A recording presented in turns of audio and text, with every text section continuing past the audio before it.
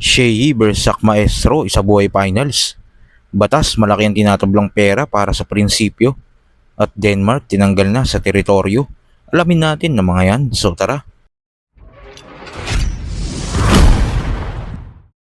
Lumabas na nga ang isa buhay bracketing.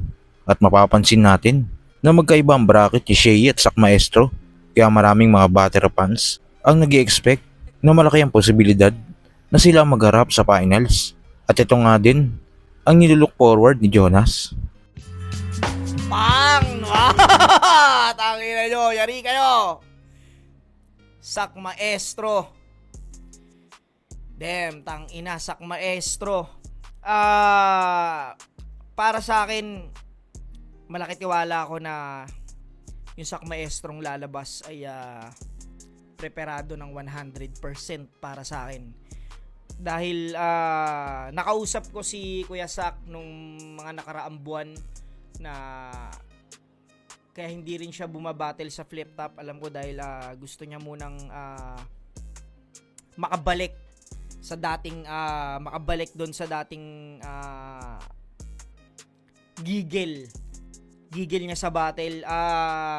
At pakiramdam ko hindi rin naman siya sasali ng isa buhay para alam mo yun, para mag 2 days prep na naman. Hindi naman niya siguro gagawin yon dahil alam ko na alam niya na marami na rin siya nababasang negative comment sa kanya dahil sa sunod-sunod na hindi magagandang laban na pinakita niya. At pakiramdam ko ngayon babawi si Sak Maestro ngayong Isabuhay 2026. Abangan natin yan. Malaki tiwala ko at 100% na Sak Maestro yung lalabas.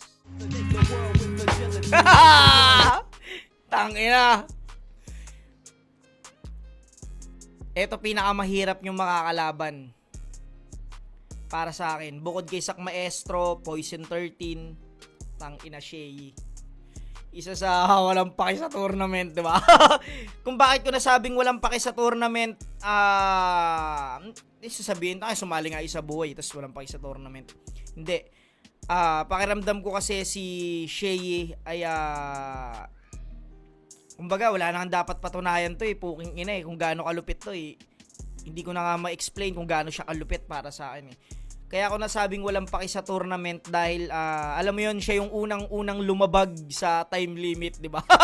Lagi niya sinasabi wala akong paki, di ba? Kaya ako to sinusulit para masulit yung bayad sa akin ni Enigma. Yun, tangina, pinaka-idol ko sa flip top talaga at isa sa mga tinitingala akong old gods dahil alam mo yun, puta, si Sheyi yung pinaka nakita kong battle MC na sobrang creative talaga. Ewan ko kung nahahabaan kayo sa rounds niya, pero pakiramdam ko mas dapat kabiliban yon dahil isipin nyo yung ibang rapper na maiikli na lang yung round, nakakalimutan pa. Isipin nyo kung gaano kamahal ni Sheyi yung ginagawa niya. Kaya niyang mag 8 minutes per round, nakabisado niya, pre. Ganun niya kamahal yung ginagawa niya, ganun niya kamahal yung battle rap. At pakiramdam ko, pwede ulit siyang mag-champion dito. Sheyi, men, putang ina, pinakamalupit na at pinakamahirap na makakalaban ninyo sa isa buhay. Tangina, excited ako mapanood to, puta. Sige, puking ina. Tsaka pwede magharap yun, no? Sak Maestro, tsaka Sheyi. O kaya Poison 13 or Poison 13 or Sak Maestro or Poison 13 Sheyi. Sa kabilang balita naman, dahil nga sa mga issue ngayon sa battle rap at sa dami ng nakikisawsaw, kaya naging maingay ang battle rap industry kamakailan lang. At nadadamay nga si Batas ukol dito. Dahil dyan nagsalita na si Batas na malaki pala ang tinatabla niyang pera para sa prinsipyo. Hindi project ng gobyerno ng flip top na lahat ng tao may karapatan dyan. Diba? Wag nyo ikumpara sa pagiging vocal ng flip top tungkol sa korupsyon. Na may nakita akong gano'n na parang fuck. Pinupunan nila yung corruption sa sa gobyerno, pero ganyan sila. Parang, seryoso, ikukumpara nyo yung dalawang yun. Yeah. Parang talaga bang, alam mo, talaga ba nakikinig ka ng battle rap? Kung ganyan ka mag-isip, di ba? Parang sobra naman yung utang ina. Wild. Yun yung nakakalungkot lang na parte ng flip top eh. Yung ganun eh. Yung kapag nagkakaroon ng ganyan, lumalabas pa rin talaga na parang tang ina. Seryoso.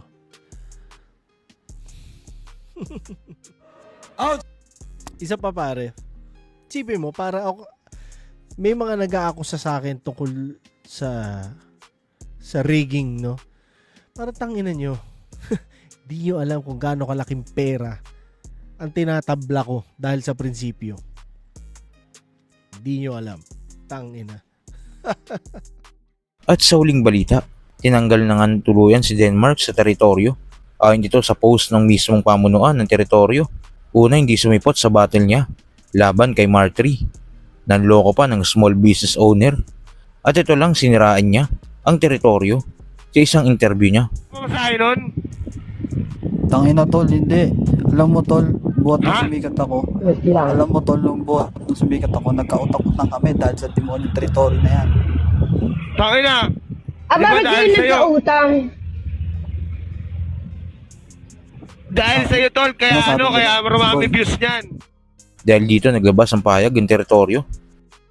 Unang-una binibigyan ka namin palagi kapag may laban ka, kaso pinai-scatter mo kaya wala ka nang naiuuwing pera sa inyo. Paano ka naghirap dahil sa teritoryo, di ba ang laki nga nang naitulong sa'yo ng teritoryo? Dahil sa teritoryo nakapagpagawa ka ng sarili mong kwarto, pinadalan ka ni Ma'am Irlene na kaibigan namin sa Taiwan ng 20k. Na-monetized yung account mo, inilapit ka namin sa mga sponsor ng clothing at cap, VIP ka palagi sa mga event. Pag nanghihinge ka ng pang Myri and lagi ka namin sinesenden sa Gcash, ilalagay ko sa comment convo natin. Ikaw ang may kasalanan dahil niloko mo yung sponsor na kinuha mo, hindi ka naman umattend sa battle ng hinge ka ng sponsor. Tapos ang masama pa dun sinabi mo pang nanalo ka sa laban hindi ka naman samipot? Hindi ka na nga namin pinost sa hindi mo pagsipot tapos teritoryo pasisiraan mo. Huwag kang sinungaling Denmark, malaki din na itulong ng teritoryo sa'yo. Kung hindi mo kaya magsabi ng totoo wag ka na lang manira, dahil alam mo kung paano ka inalagaan ng liga.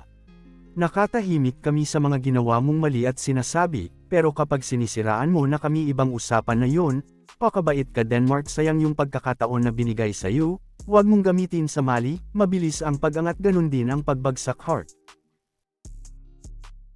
Pero bilang patas kay Denmark, malaking kawalan din si Denmark sa teritoryo dahil siya ang humahatak ng mga viewers. Kung titignan nyo nga sa mismong YouTube channel ng teritoryo, yung 5 laban ni Denmark, ayun ang malalaki ang views.